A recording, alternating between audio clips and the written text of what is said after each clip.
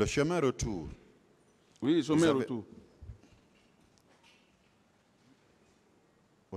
Quand vous reveniez au camp, vous avez emprunté le même chemin qu'à l'aller?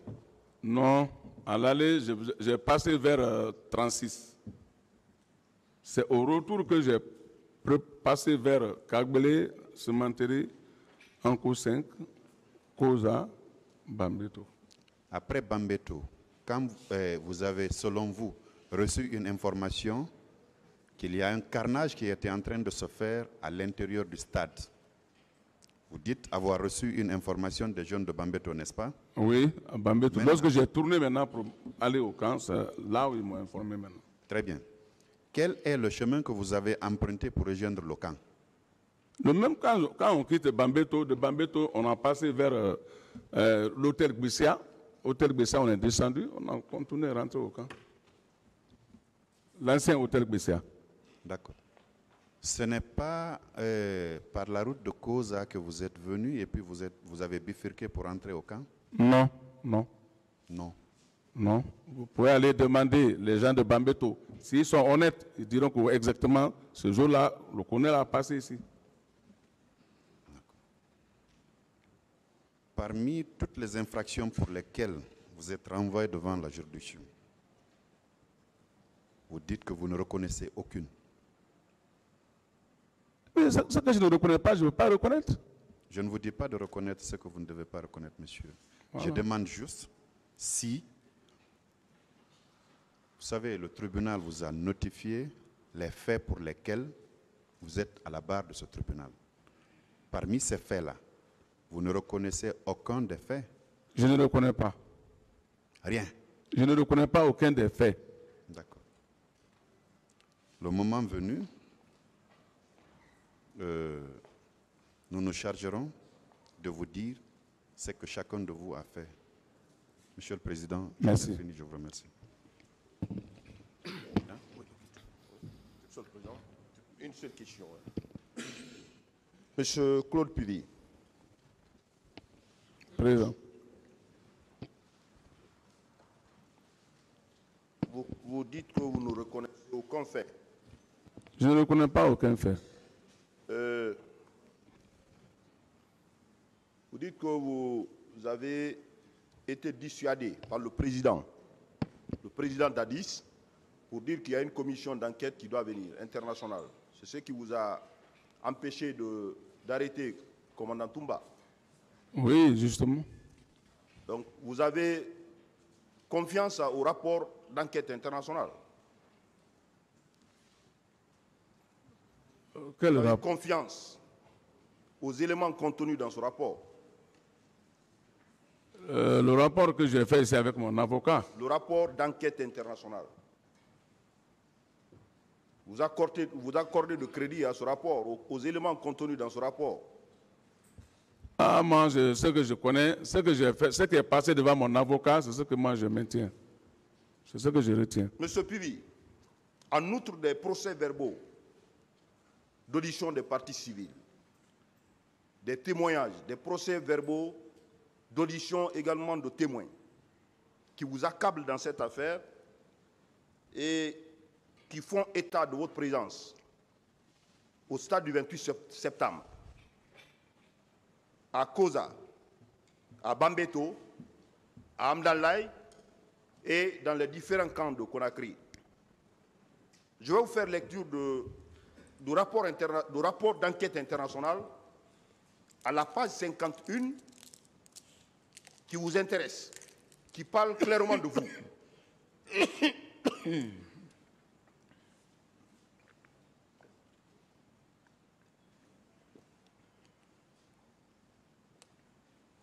Qui parle clairement de vous, et la commission toutefois reçu des informations concernant la présence du capitaine Pivi en compagnie de ses hommes dans les environs du stade à partir de 11 h. Selon d'autres informations, le capitaine Pivi aurait donné l'ordre à ses hommes de tirer. Il aurait également été vu à la terrasse avec des bérets rouges en train d'agresser les manifestants. Certains témoins des forces de l'ordre qui sont allés rapporter la situation au président durant la journée du 28 septembre vers midi et en milieu d'après-midi indiquent n'avoir pas vu le capitaine au camp Alpha Yaya Diallo. Qu'est-ce que vous en dites par rapport à ce paragraphe le rapport d'enquête internationale? Là-bas, ce paragraphe, ce n'est pas vrai. C'est pas vrai? C'est pas vrai. Ces éléments contenus dans ce rapport, vous les niez également? Je dis c'est pas vrai. Je poursuis. Toujours avec le rapport international, les éléments qui vous concernent. Un policier déclare avoir vu, en tout cas, le capitaine Pivi et ses hommes sur leur pick-up, en compagnie des miliciens en civil, qui passaient dans son secteur Ratoma en provenance de la ville. Le 28 septembre, vers 17 h, quelques témoins déclarent également avoir vu le capitaine Pivi et ses hommes tirer sur des gens dans la rue, à côté d'Amdalaï, dans l'après-midi. Oui ou non, cela conforte les déclarations de commandant Toumba, vous avoir vu également Amdalaï. Ce rapport conforte les déclarations de commandant Toumba pour vous avoir vu à Amdalaï. C'est pas vrai. Avec vos hommes. C'est pas vrai. Le capitaine Pivi, pour finir, aurait en outre arrêté un véhicule de la Croix-Rouge guinéenne pour empêcher le personnel soignant d'amener les blessés à l'hôpital de Donka. Qu'en dites-vous également? C'est pas vrai. Tout ça là, c'est pas vrai. C'est pas vrai. J'en ai fini pour M. le Président. Est-ce que la partie civile a des questions?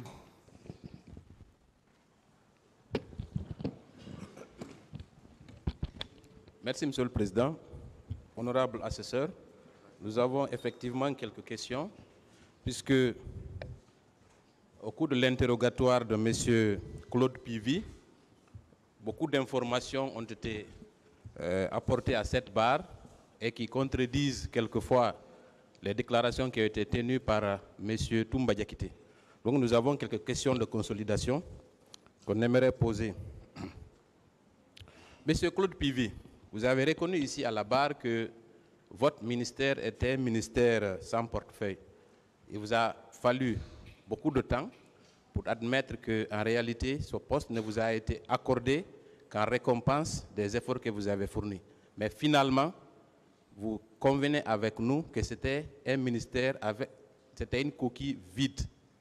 Qu'en réalité, ce poste de ministre chargé de la sécurité présidentielle était en réalité un bras armé du régime en place pour réprimer toute voix dissonante. Cela, je pense que le tribunal... s'il vous plaît. Oui, Monsieur le Président, j'en viens aux questions. Vous avez parlé de cette mission de Manéa. Vous avez indiqué qu'elle vous avait été ordonnée le 25 septembre. Pourquoi alors avoir attendu jusqu'au 28 septembre, jour fatidique, pour vous rendre, soi-disant, à Manéa pour exécuter cette mission? Pourquoi? J'avais bien dit que, parce que j'avais la mission d'aller avant pour l'abbé, donc auquel j'ai bougé pour l'abbé. Donc j'ai dit que quand je quitte la mission de l'abbé, là je vais maintenant exécuter la mission là. Est-ce que ce n'est pas paradoxal que d'apprendre que des militaires incontrôlés sèment la terreur dans une ville et que vous décidez d'attendre 3 à 4 jours avant de réagir, si réellement cette mission elle est réelle? Pourquoi? Mais moi je ne peux pas dire, puisque malheureusement je ne les ai pas aussi vus en place, parce que Parlez dans le micro. Quand on dit que les gens viennent ici se regrouper, les bandits viennent ici avec des véhicules, ainsi de suite. Donc, je dois prendre un jour auquel je dois m'être bien préparé pour aller là-bas. C'est pour cela que j'ai attendu qu'on quitte l'abbé. Ce n'était pas pour vous préparer. Vous avez dit c'est parce que vous avez une autre mission, n'est-ce pas? Pour l'abbé. Donc, vous auriez dû peut-être informer le colonel Thieboro pour que lui, il prenne en charge cette mission, oui ou non? La mission était destinée à moi. Et ce qui est curieux, dans le rapport de la commission, il est indiqué que certains manifestants et un policier, sans donner leurs identités, on n'a pas décliné leurs identités dans le rapport, mais on dit que ceux-ci vous auraient chargé ou identifié au stade ce jour. Qu'est-ce que cela vous dit? Si c'est pour dans la mesure où, ma question est la suivante. Si on dit dans le rapport de la Commission internationale qu'il y a des manifestants et un policier qui vous ont nommément désigné comme étant ce jour au stade du 28 septembre, alors ma question, c'est de savoir, est-ce que cette commission qui ne vous a pas soumise à un interrogatoire et qui, au lieu de vous interroger sur ces éléments qu'elle s'apprêtait à consigner dans son rapport,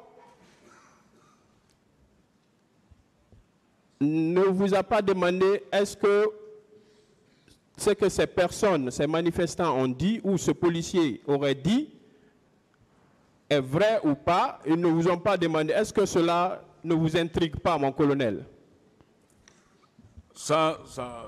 N'est-ce pas la preuve que ce rapport de la commission est partial? Vous ne trouvez pas que c'est partial, ce rapport? Si, je trouve que c'est partial. Merci. Parce que vous n'avez pas été interrogé. Oui. Merci. Ça va, mon colonel? Mon colonel? Oui.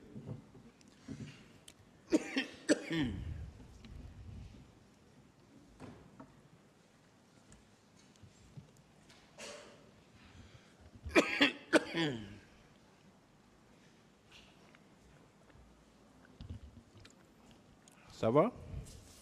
Oui.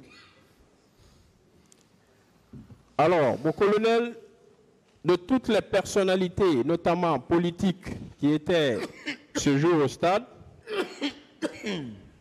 aucune d'entre elles ne vous a désigné dans ces dépositions. Est-ce que, mon colonel, à votre avis, on aurait pu se tromper sur votre personnalité si vous étiez présent ce jour au stade? Est-ce qu'on aurait pu se tromper? Est-ce qu'il y a une possibilité que quelqu'un se soit trompé parmi ces grandes personnalités politiques? Ce leader-là me connaît parfaitement, surtout le président Dalin, sa garde qui est à côté de lui, beaucoup a été formé par moi au stade, aux arts martiaux. Donc, il n'y avait aucune possibilité qu'il se soit trompé sur vous, n'est-ce pas? Il ne peut pas se tromper sur moi. Merci. Alors, on vous a demandé également que pourquoi vous n'aviez pas confié la mission de Manéa au colonel Tchéboro. On vous a demandé dans cette salle, n'est-ce pas? Oui. Alors, j'aimerais savoir, est-ce que une mission qui vous a été confiée par le président de la République, est-ce que vous aviez la possibilité, vous, en tant qu'exécutant, de reconfier la même mission à un autre ministre? Est-ce que vous aviez cette possibilité ce jour? Est-ce que vous pouviez confier la mission du président à un autre? Si le président me confie une mission, je ne peux pas dire à un autre. Merci. Alors, on vous demande que si vous n'aviez pas arrêté le lieutenant Marcel puisque on estime que vous ne pouviez pas arrêter Toumba, mais que vous auriez pu quand même arrêter le lieutenant Marcel. Moi, je voudrais savoir, dans la mesure où vous aviez suggéré au président, au ministre de la Défense, votre intention d'arrêter son aide de camp et qu'il vous aurait dissuadé en vous invitant à surseoir à votre entreprise d'arrestation parce qu'il y a une commission qui est mise sur pied, est-ce que, mon colonel, vous auriez pu arrêter une autre personne? Comme je l'ai dit, je ne peux pas arrêter maintenant un autre. Vous ne pouviez donc pas arrêter un autre? Oui. Merci. Alors, on vous a également demandé ce pourquoi vous aviez laissé le président partir tout seul au camp Koundara, ce jour du 3 décembre 2009. Mon colonel, j'aimerais savoir, est-ce que ce jour-là, le président vous a invité à l'accompagner au camp Koundara?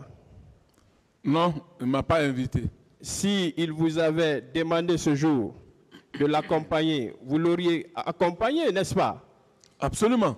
Est-ce que vous, étant sur les lieux ce jour, Toumba, le commandant Aboubakar Diakité dit Toumba, aurait eu le courage de tirer sur le président? Si ma présence est là-bas, personne ne peut. Personne ne pouvait donc oser, n'est-ce pas? Il n'ose même pas. Merci.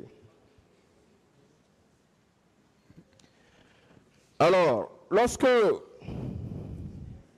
vous avez également répondu hier en disant que vous étiez celui-là ou de ceux-là qui ont sauvegardé le pouvoir du général Lansana Conté, aujourd'hui on a tenté de vous taxer de mégalomane, de n'avoir pas dit la vérité sur cet aspect, en invoquant ou en citant le nom d'un certain Séni, dit armée gauche. Est-ce que nous sommes devant ce tribunal pour les faits qui se sont déroulés les 2 et 3 février 1996? Est-ce que nous sommes ici pour ça? Cette question vient de la partie civile. Est-ce que nous sommes ici pour ça? Nous ne sommes pas là pour ça. Nous sommes là pour le 28 septembre. Merci.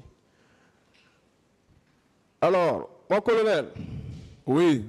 On a également tenté, toujours dans cette entreprise de rapprochement ou de raccordement des faits, pour ressortir, ne serait-ce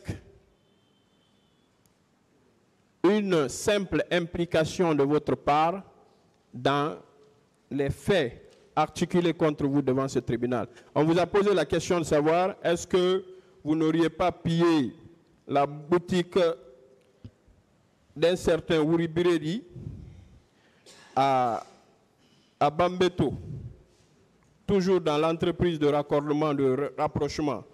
Mon colonel, est-ce que ce Wuri Biredi fait partie des partis civils? Vous l'avez une fois rencontré? Je ne l'ai jamais vu. Ce n'est pas vrai. Vous ne l'avez jamais rencontré?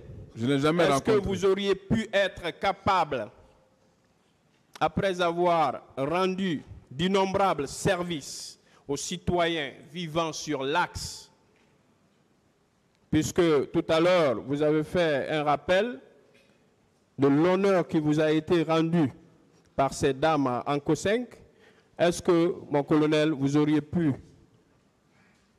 vous rendre coupable d'un tel acte à l'endroit d'un citoyen? Je ne peux pas. Vous n'êtes donc pas coupable de pillage chez le nommé Wuri Biredi, n'est-ce pas? Vrai, je ne suis pas coupable. Merci.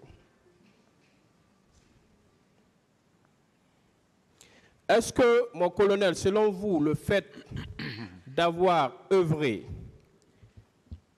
et qu'aujourd'hui, votre co-accusé, notamment C.C. Raphaël Abba, estime que vous l'aviez sauvé ce jour, et sinon qu'il a frôlé la mort, que n'eût été votre présence ce jour, il allait mourir, est-ce que le fait de l'avoir sauvé est une infraction? C'est une quelconque infraction? Le fait de sauver quelqu'un? Vraiment, moi, je ne sais pas. Est-ce que vous avez compris le sens de cette question? Je n'ai pas bien compris le sens.